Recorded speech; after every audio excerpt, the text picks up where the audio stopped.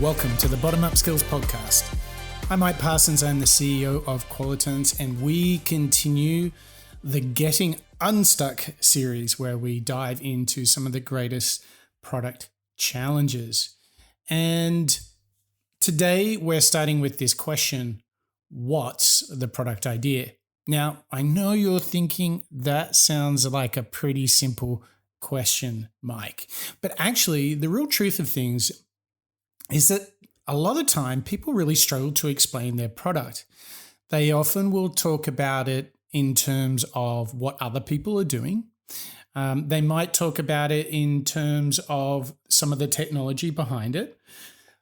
But really, what you see is that if you can't start the conversation with a clear and let's hopefully guess that it's going to be a bit inspiring and it's going to have some value in it, if you can't share the product idea, pretty much everything else that comes after that is a bit of a mess. So having traveled the world of marketing and product, I believe that there is a really powerful, best way to describe your product. And I would recommend the lean hypothesis. That's right. So from Lean Startup, there is this idea called the lean hypothesis. And it's really simple structure, and it's a really great way to share your product idea. So I'm going to talk about how to do this, and then I'm going to put this into context, show you some of the variations of how to share your product idea, and I'll make the case for why this is so important. But let's get into telling our product story, like telling the idea. And there's a 3-part formula to the lean hypothesis. And here's how it works. So what you do is you frame it as a problem, then a solution, and then the results that we would expect. And you can actually add a few things to it if it's a full venture hypothesis. It's a full business explanation. But at its core, if you've got a product, you need to go out into the world and say, here's the problem, here's my solution, and here's the expected results. So let me throw one at you and let's see if this all makes sense. So classic example here is a lemonade stand.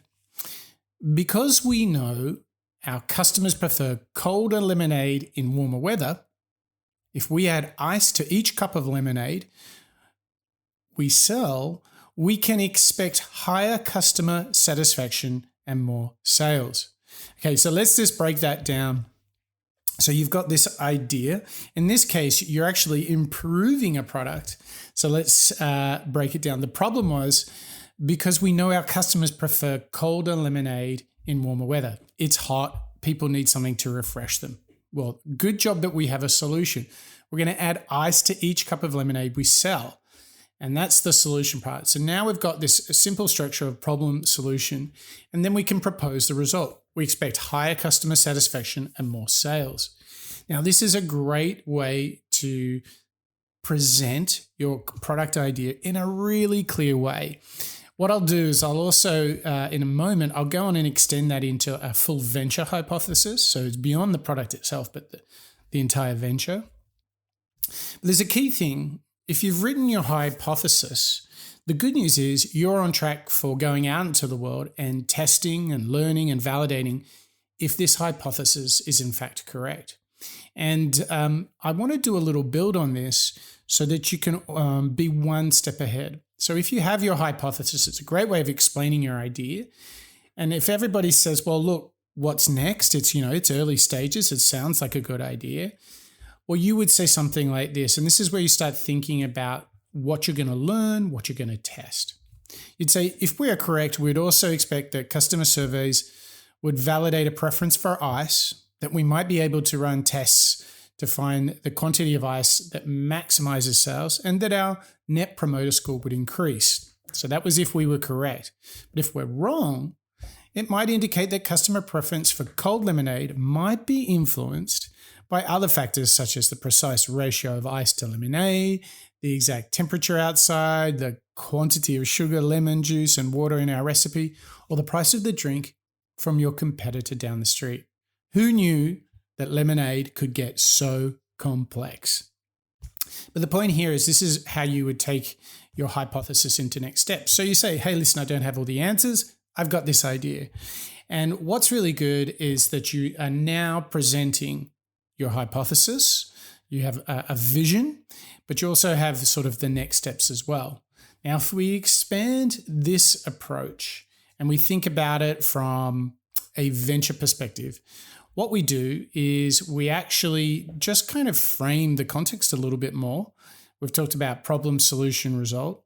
So now what we do is we talk about a formula that presents the customer or the persona or the segment. That's part one. And then their problem situation. That's part two.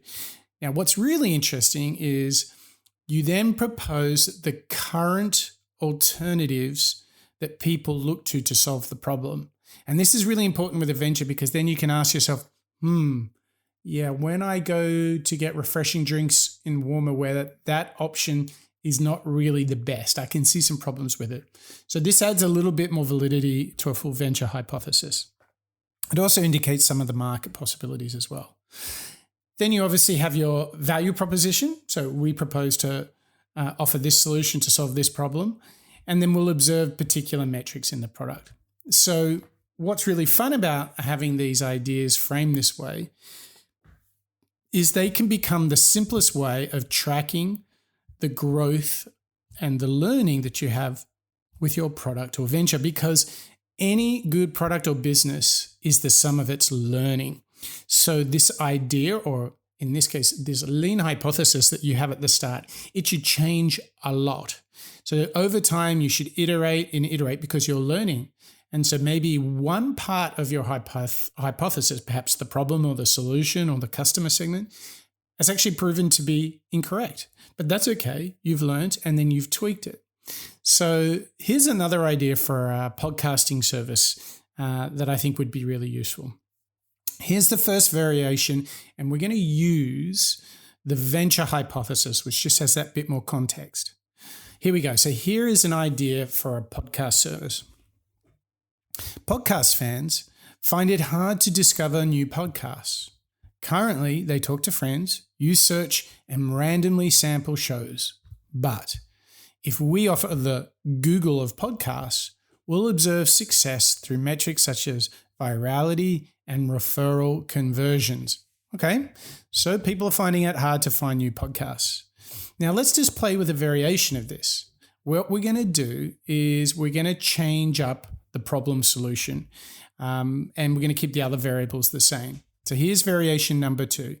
Podcast fans find it hard to review and share their favorite podcasts. Currently, they use messaging or Apple Podcasts app.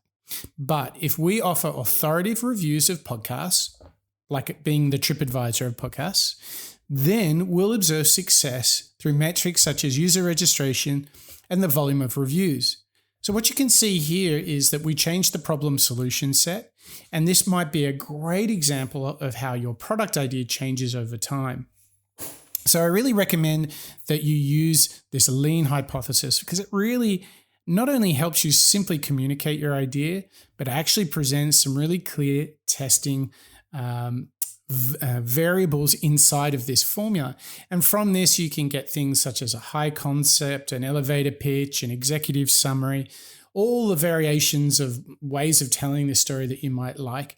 But at the core, at the most powerful way of framing what is actually your product idea, I really recommend the idea of a lean hypothesis, because not only will it get people excited, which is obviously going to be a critical thing as you start a new company or start a new product, but what it's also going to do is it's going to give you something that you can come back to and test time over time.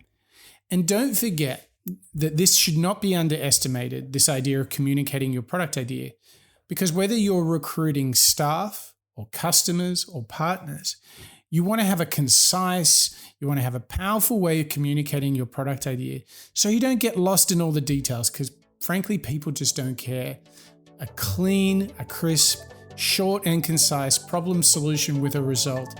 That's the way to telling your product story. All right, that's it for the Bottom Up Skills podcast. That's a wrap.